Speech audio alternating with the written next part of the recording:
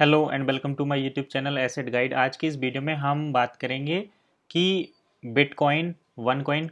मैं one coin को यहाँ पर थोड़ा स्किप कर रहा हूँ क्योंकि ज़्यादा लोग वन कॉइन के बारे में नहीं जानते, लेकिन बिटकॉइन के बारे में सभी जानते हैं। तो अगर एक बेसिक क्वेश्चन आपसे पूछा जाए कि बिटकॉइन ज़्यादा सुरक्षित है या रुपया ज़्यादा सुरक्षित है, यानी कि आपकी अपनी करेंसी ज़्यादा सुरक्षित है या रुपया या बिटकॉइन, तो इन दोनों क्वेश्चन को जब हम किसी से पूछेंगे तो उसका जनरली एक ही आंसर आएगा कि हमारा रुपया ज़्यादा सुरक्षित है। लेकिन आज मैं आपको दो एग्जाम्पल दूंगा जो कि लेटेस्ट एग्जाम्पल हैं, और उनके बेसिस पर मैं आपको ये बताऊंगा कि किस तरीके से डिजिटल करेंसी सीबीडीसी यानी कि बिटकॉइन और दूसरी इक्विवेलेंट करेंसी ज़्यादा स्टेबल है, ना कि किसी भी लोकल फिएट करेंसी।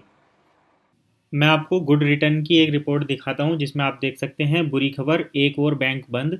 जानिए बैंक में जमा पैसा वापस मिलेगा या नहीं। तो भारत में जो बैंकों को रेगुलेट करते हैं या गवर्न करता है that is RBI, Reserve Bank of India. Reserve Bank ही बैंकिंग लाइसेंस प्रोवाइड करता है सारे बैंकों को, चाहे वो एसबीआई हो, पीएनबी हो या दूसरे बैंक हो। तो अभी आरबीआई ने एक बैंक का लाइसेंस रद्द किया है, और आपको मैं बता दूं कि इस तरीके के 4 बैंकों के लाइसेंस अभी तक रद्द किए जा चुके हैं। तो ये किस बैंक का लाइसेंस रद्द हुआ है वो हम चेक कर लेते हैं। मैं आपको यहाँ पर दिखाता हूँ। इस बैंक का नाम है पीपल्स कोऑपरेटिव बैंक लिमिटेड। ये रहा, आप चेक कर सकते हैं, पीपल्स कोऑपरेटिव बैंक लिमिटेड। तो इसका लाइसेंस जो है अभी रद्द कर दिया गया है आरबीआई के द्वारा। अब लाइसेंस रद्द करने का मतलब ये नहीं होता कि बस उसमें जो जिनके भी अकाउंट थे उन सभी का पैसा डूब गया, ऐसा नहीं है। लेकिन आपका पैसा कितना सुरक्षित है ये आज हमारा टॉपिक है। तो अगर आप बैंक में मैक्सिमम 5 लाख रुपए तक जमा करते हैं तो आपका पैसा सुरक्षित है। आरबीआई के जो रूल्स रेगुलेशन हैं उनके अकॉर्डिंग आपको 5 लाख रुपए वापस मिल सकते हैं। लेकिन यदि आपका पैसा 5 लाख रुपए से ज़्यादा है, आपने उसमें 10 लाख 12 लाख रुपए जमा किए हुए हैं, तो आपका वो पैसा वापस नहीं मिलेगा। ऐसी क्लियर गाइडलाइंस हैं। तो अब आप ये देख सकते हैं कि आपका पैसा कहाँ पर सुरक्षित है। आपको अपने इस क्वेश्चन का थोड़ा सा आंसर तो ज़रूर यहाँ पर मिल गया होगा कि कहाँ पर पैसा सुरक्षित है। आइए हम इसके और एग्जाम्पल भी देख देख लेते हैं। ये आरबीआई के मतलब आरबीआई ने जो इस बैंक का लाइसेंस रद्द किया है उसके पीछे इन्होंने एक फाइनेंशियल रीज़न बताया है कि ये अपना बिजनेस ठीक से नहीं कर पा रहे, तो आने वाले टाइम में लोगों को इससे नुकसान हो सकता है, तो इसलिए इन्होंने तो लाइसेंस रद्द कर दिया।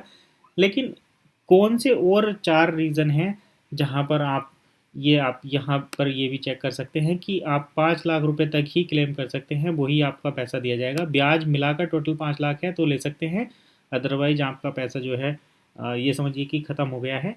4 और बैंक हैं, 3 और बैंक हैं। एक तो पीपल्स कॉर्पोरेटिव बैंक जिसका हमने अभी बात बताई, इसके साथ साथ एक और बैंक है sir Zerodha Nayak Shirala Sahakari bank, independence of cooperative bank, Mantha urban cooperative bank. ये 3 बैंक और हैं जो कि बंद कर दिए जा चुके हैं आरबीआई के द्वारा। तो अगर आप ये सोच रहे हैं कि आपका पैसा बैंक में जमा है और आपका पैसा सुरक्षित है, सेफ है, तो ऐसा नहीं है। कुछ भी फाइनेंशियल कंडीशन आती हैं तो बैंक उस आरबीआई उसके लाइसेंस को बंद कर सकता है, और आपका जमा करा हुआ पैसा, आपका सारा एसेट, आपकी सारी जमा पूंजी खत्म हो सकती है, नष्ट हो सकती है। तो बैंक भी सुरक्षित नहीं है आज के टाइम में।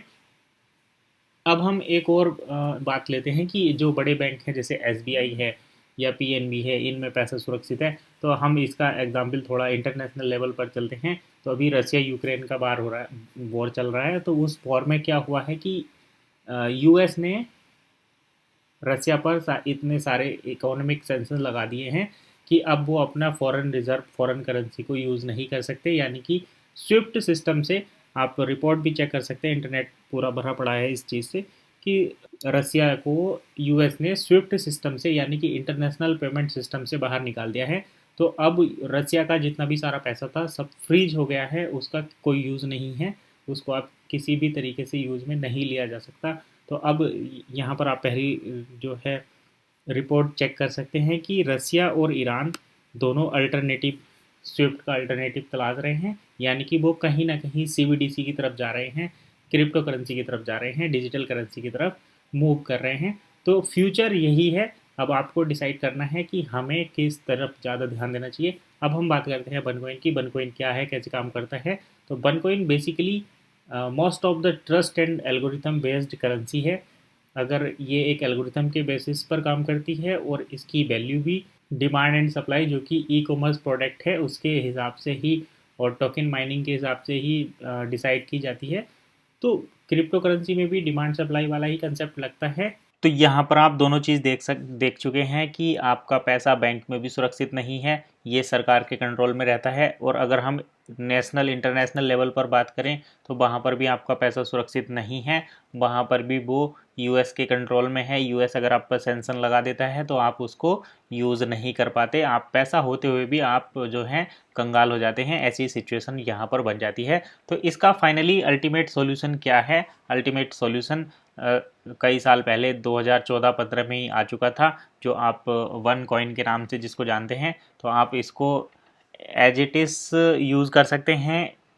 और इसके साथ साथ जो दूसरे अल्टरनेटिव पेमेंट ऑप्शन, जैसे कि यहाँ पर आप चेक कर सकते हैं, इस रिपोर्ट में दिखाए गए हैं कि रसिया और Iran developing alternative to SWIFT. तो ये स्विफ्ट का अल्टरनेटिव यूज़ जो है डेवलप कर रहे हैं पेमेंट करने के लिए। मान लीजिए कि इंडिया को अब अगर रसिया से ऑयल इंपोर्ट करना है, तेल खरीदना है, तो उसके लिए अब हमें जो है डॉलर में पेमेंट करने की ज़रूरत नहीं है। अल्टरनेटिव पेमेंट सिस्टम यानी कि आप रूबेल में या आईएनआर में भी पेमेंट करेंगे, या फिर सीबीडीसी इसका सबसे बेस्ट एग्जांपल है।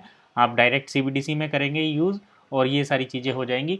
तो आपने यहाँ पर फाइनली ये चीज़ चेक कर ली है कि आप डिजिटल करेंसी ज़्यादा सुरक्षित है या आपका लोकल रुपया ज़्यादा सुरक्षित है। अब मैं आपके ऊपर डिसीजन छोड़ता हूँ कि आप इसको किस वे में देखते हैं। आपके जो भी विचार हों कमेंट्स के द्वारा बता सकते हैं, और आगे इसी टाइप की वीडियो देखने के लिए वीडियो को लाइक सब्सक्राइब भी कर सकते हैं।